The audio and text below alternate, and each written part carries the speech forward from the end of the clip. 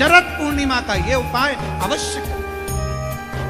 हम फिर कहेंगे डॉक्टर शिव का एक रूप है, डॉक्टर को दिखाओ मना नहीं है, डॉक्टर का इलाज कराओ मना नहीं है, डॉक्टर की जांचें कराओ मना नहीं है, पर शंकर पर विश्वास कर शिव को अपना मानकर जितने आस्था चैनल पर कथा सुन रहे हैं, फेसबुक यूट्यूब पर कथा श्रवण करें, आपसे निवेदन करें, प्रयास करिए। शरीर में कोई भारी से भारी रोग हो जाए, कोई बहुत बड़ा रोग हो जाए, बहुत डॉक्टर कह दें कि यह रोग का कोई अंत नहीं है, कोई अंत नहीं। शरीर के नसें ब्लॉक हो गई, नस नहीं चल रही है, रोग ग्रसित हो गए, ये अभी शरद पूर्णिमा आ रही है। रात्रि के समय पर चंद्र जब प्रकट हो जाए, चंद्रमौलेश्वर महादेव का नाम लेकर 7 बेलपत्र भगवान शंकर के शिवलिंग पर, इस डंडी की जो दिशा है, डंडी की दिशा 7 अलग अलग जगह पर, कभी इधर चढ़ा दो, कभी इधर चढ़ा दो, कभी इधर, 7 दिशा पर बेलपत्र को समर्पित एक ही स्थान पर करो, दिशा अलग अलग कर दो।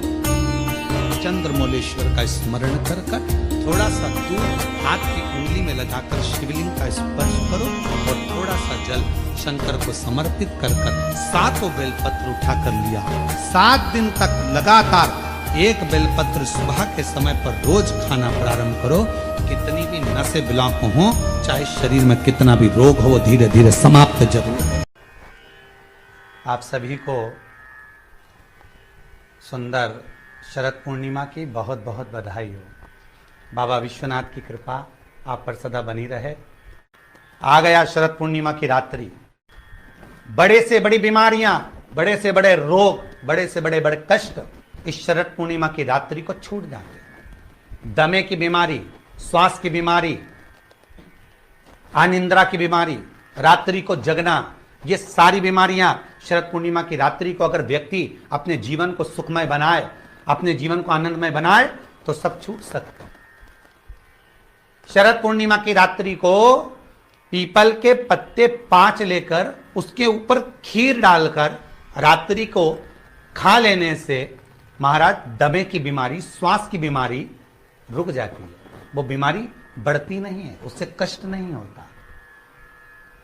जिन बच्चों के नेत्र कमजोर होते हैं, रोशनी कमजोर होती है, शरद पूर्णिमा के दिन रात्रि को 12 बजे भगवान चंद्रदेव का दर्शन कराइए।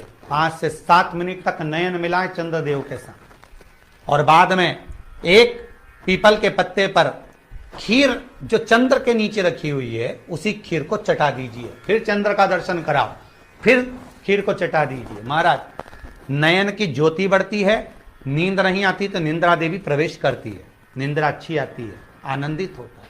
महाराज जिस व्यक्ति के शरीर में गांठ पड़ जाती हो, शरीर काला पड़ जाता हो, चट्टे पड़ जाते हो, या दांत खाज खुजली हो जाता हो, उसके लिए भी शरद पूर्णिमा की रात्रि को 12 बजे महाराज भगवान चंद्रदेव के लिए 21 दिए जलाए जाते हैं। उस 21 दिए की कालोच एक थाली में इकट्ठी करी जाती है। कालोच को इकट्ठी कर कर शरीर में गाय के घी के साथ में जहां जहां जगह पर चट्टे हैं, गांठ है, वहां लगाया जाता है। उसको 5 या 7 दिन लगाइए। उसके बाद में रोज प्रतिदिन लगाने के आधे घंटे बाद स्नान कर लीजिए, आराम लगना प्रारंभ हो जाता है। आज शरद पूर्णिमा की रात्रि से लेकर कार्तिक पूर्णिमा की रात्रि के बीच में जो दामोदर भगवान का, कृष्ण का, शिव का मंगल आनंद करेगा, अभिषेक करेगा, पूजन करेगा, स्मरण करेगा, उसके सारे दुख दरिद्र दूर हो जाएंगे। रात्रि को आप बड़े प्रेम से खीर बनाओ, चंद्रदेव की साक्षी में रखो, भोग लगाओ भगवान श्री हरि को।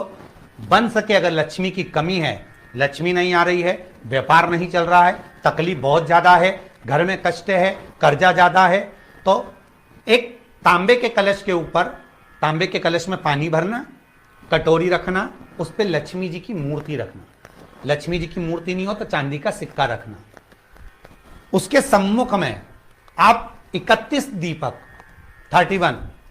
दीपक घी के लंबी बाती के जला देना। महाराज एक एक कमल गट्टा उस 31 दिए के अंदर डाल देना और लक्ष्मी जी का पूजन करना, लक्ष्मी जी का स्मरण करना, खीर का भोग लगाना, पान के पत्ते पर खीर रखना, 5 पत्ते पर खीर का भोग लगाना और माता लक्ष्मी से विनती करना। सुबेरे 4 बजे तक वो रखे रहने देना। सुबह 4 बजे वो उठाना, लक्ष्मी को वापिस तिजोरी में या सिक्का हो तो उसको अलमारी में रख देना।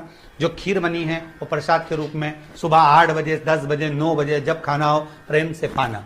माता जो दिए लगाए हैं वो ठंडे हो गए होंगे, उनको रखे रहने देना, बाद में काम आते रहेंगे, या दिए विसर्जन करना हो तो आपकी मर्जी है। पर वो मट्टी के दिए लगेंगे, आटे के दिए नहीं लगेंगे, मट्टी के दीप लगाना है आपको 31। घी के दिए लगाना है। लक्ष्मी जी का पूजन करो, कंकु, चावल, हल्दी, मोली से, सब तरह से। शरद पूर्णिमा की रात्रि को सुख मिलेगा, आनंद मिलेगा, लक्ष्मी की वृद्धि होगी, कार्य सिद्धि होगी।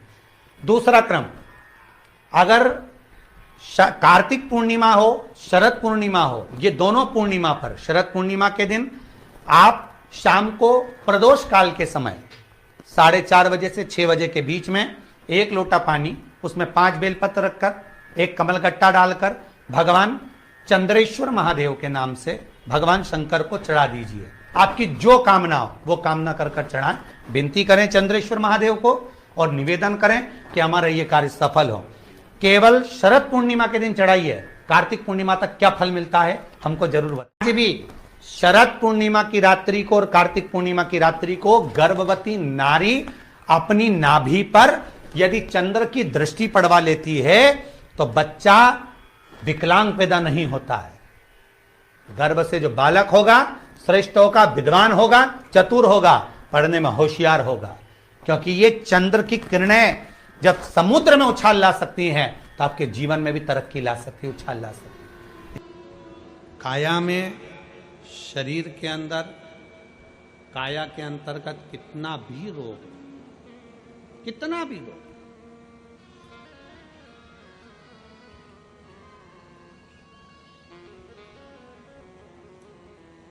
शरद पूर्णिमा आ रही है,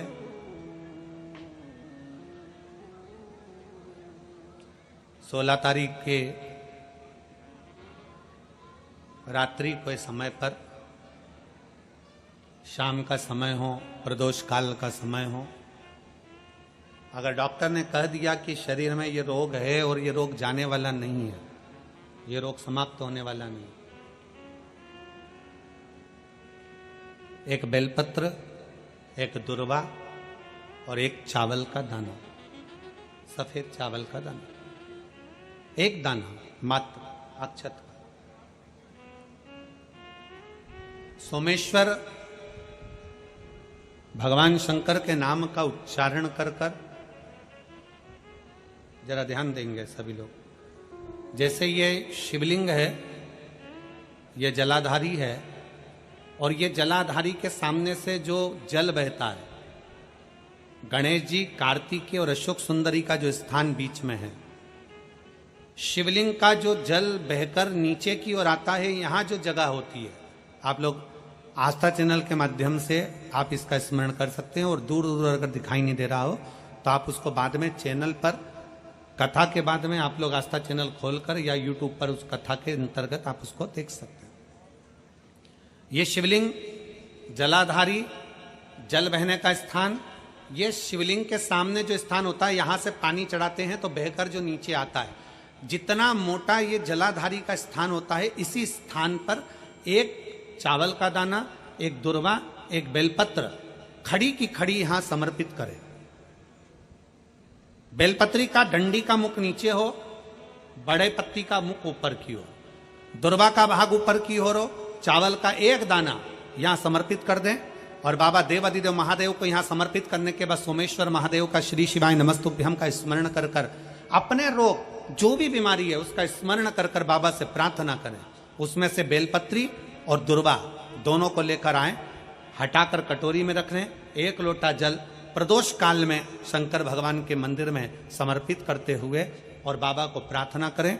और वो दुर्वा और वो बेलपत्र दोनों को लिए, दुर्वा को उसी शरद पूर्णिमा की रात्रि को चबा चबा कर अच्छे से खा लें, जो एक दुर्वा आप लेकर गए हो, और बेलपत्री को दूसरे दिन सुबह के समय पर जब उठें, उठने के बाद ब्रश आदि करने के बाद, स्नान आदि करने के बाद, भोजन आदि करने के पहले उस बेलपत्र, जो छोटी सी बेलपत्र, उसको चबा चबा कर खा लें। कैसा भी रोग है उसका 15 दिन बाद जांच वापिस कराएं, धीरे धीरे उस रोग में आराम लगना प्रारंभ हो जाए। कैसा भी रोग। शरद पूर्णिमा पर चंद्रेश्वर महादेव की शिव महापुराण की कथा फिरोजाबाद के इस पवित्र प्रांगण के अंतर्गत आप और हम श्रवण कर रहे हैं। शिव तत्व की प्राप्ति कैसे हो?